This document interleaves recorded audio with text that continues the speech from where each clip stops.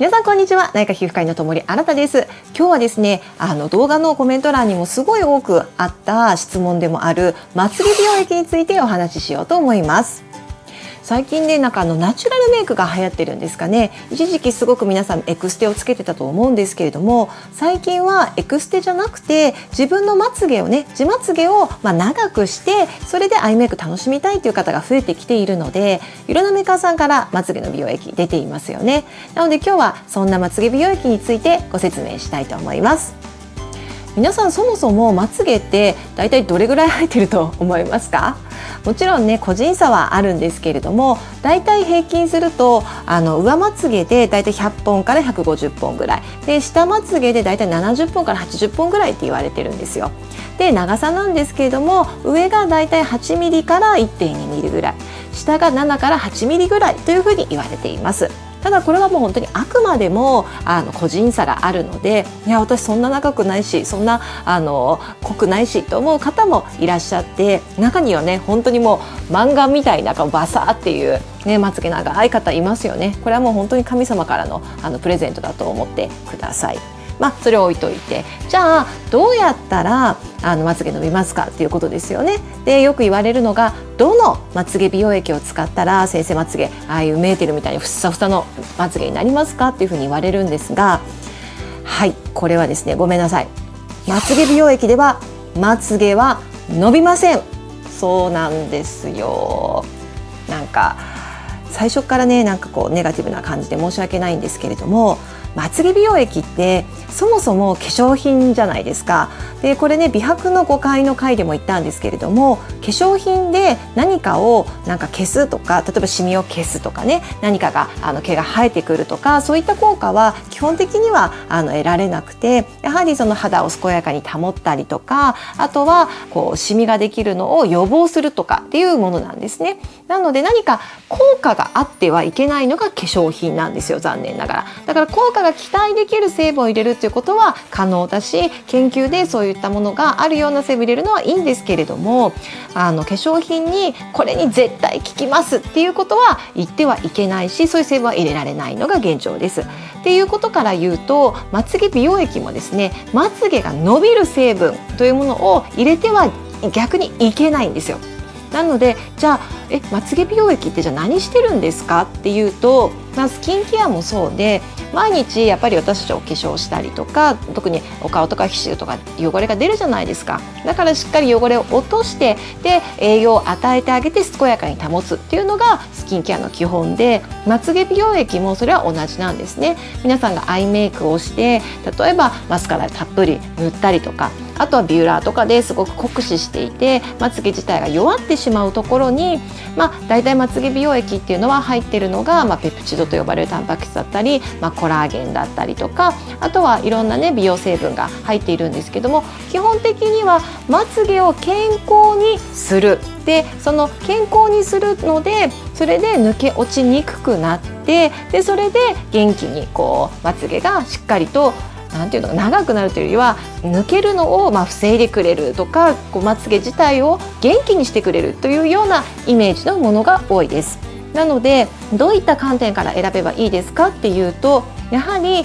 自分が使ってみて、これちょっといいなと思うようなものが一番、本当これってざっくりしてて本当に申し訳ないんですが、結構私もいろいろ美容液見たんですが、特徴的に何かが入ってるっていうよりは、さっき言ったペプチドだとか、あとヒアルロン酸とかっていうものなので、逆にそういったものを日々使うことでまつげ自身が元気になって、でそれで抜けにくくなる、アイメイクで酷使していても抜けにくくなるっていうような意味合いで、あとはご自身の、お財布と相談をして美容液は選んでいただきたいなと思うんですよ。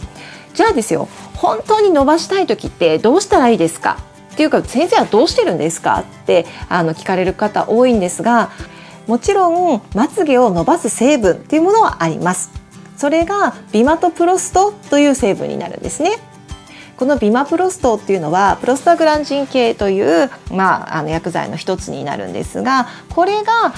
まつげの毛根ですねに、刺激をして、基本的に毛っていうのは、成長期といって長く太くなる時期があって、それが細くなって抜けていくっていうものがあるので、この成長期が長くなればなるほど、その毛も長くなるんですよ。なのでこのビマトプロストっていうのは毛根に働きかけてまつげの成長期を長くしてくれるんですね。なので抜け落ちにくくなって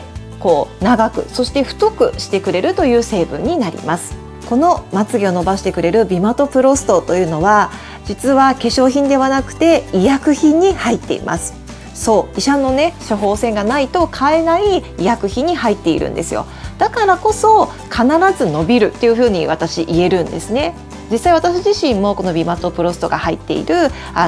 薬品を使ってまつげを松育をしています。基本的にこのお薬は保険では買えません。自費診療、自由診療ですねで買えるお薬になります。で、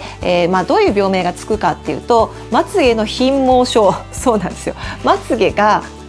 なんていうの、少ない病気って言ってまつげの貧毛症というふうに言うんですけども、その病名をつけて自費でお薬を購入することができます。で、美容皮膚科だったり皮膚科、眼科さんで取り扱っていることが多いです。で、うちのクリニックでも使ってるんですが、これになります。グラシャビスタ外用液 0.03% っていうものになるんですが、これすっごい大きいじゃないですか。これが日本でこのまつげの貧毛症に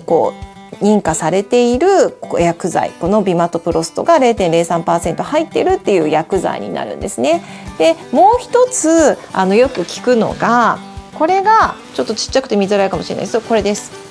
これがルミガンという点眼剤になります。これもですねビマトプロストが入っていて、まつげが伸びるという点眼剤になります。じゃあこの2つ違い何かっていうとですね、実はこのグラシャビスタっていうのは日本でねちゃんとまつげの貧毛症というもので認可が下りているので、薬はね同じようにこれぐらいだから同じぐらいの量なんですが、じゃあなんでこんな大きな箱に入っているかっていうと、じゃん、これ、専用のハケがついています。こういう感じのこういう毛なんですね。この専用のアプリケーターに薬剤をちょっとつけて、まつげの際にですね本当に塗っていく、この皮膚とかにつかないようにまつげの際に塗っていく、このアプリケーターがついてるかついていないかっていう差になります。このグラシャビスタにはアプリケーターが140本ついています。なので1日1回になりますから140日分このアプリケーターが入っている分、ちょっとお値段が高くなってしまいます。で、ただこのルミガンも同じように伸びるという効果的には一緒で、実はこのルミガンっていうのはもう保険では緑内障のお薬なんですね。でも緑内障じゃない人が処方するためにはもちろん自費になります。なのでこれを保険診療でもらってはいけないし、それをお医者さんが保険診療で出すことはありえません。まつげが伸ばしたいっていう方は美容皮膚科とかそういったところで自費診療で買うようにしてください。で、じゃあここまで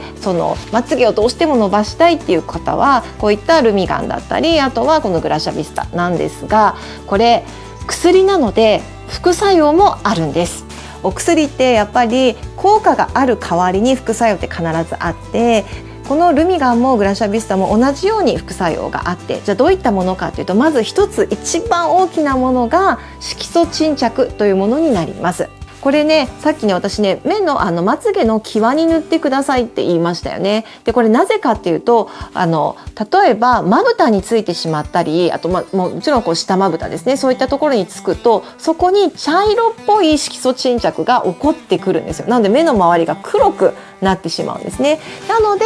このグラシャビスタにはそういったことを防ぐようにちゃんとまつげの際に塗れるように専用のアプリケーターがついてるっていうわけなんですよ。なのでルミガンを購入してね処方してもらってやる場合も点眼剤だからって言ってバシャバシャ塗ってしまうと目の周りが結構本当に黒ずむので、それで先生どうしましょうっていう患者さん多くなりますから、必ずこういったアプリケーターのようなものを自分で購入してまつげの際にしか塗らないようにしましょ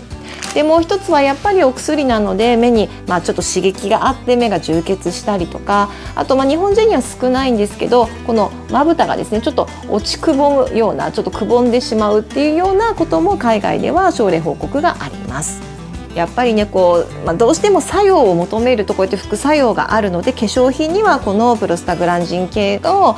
ビマトプロストっていうものが入っているものはないんですが、実はね一部海外の製品で以前このビマトプロストに似たようなプロスタグランジン系の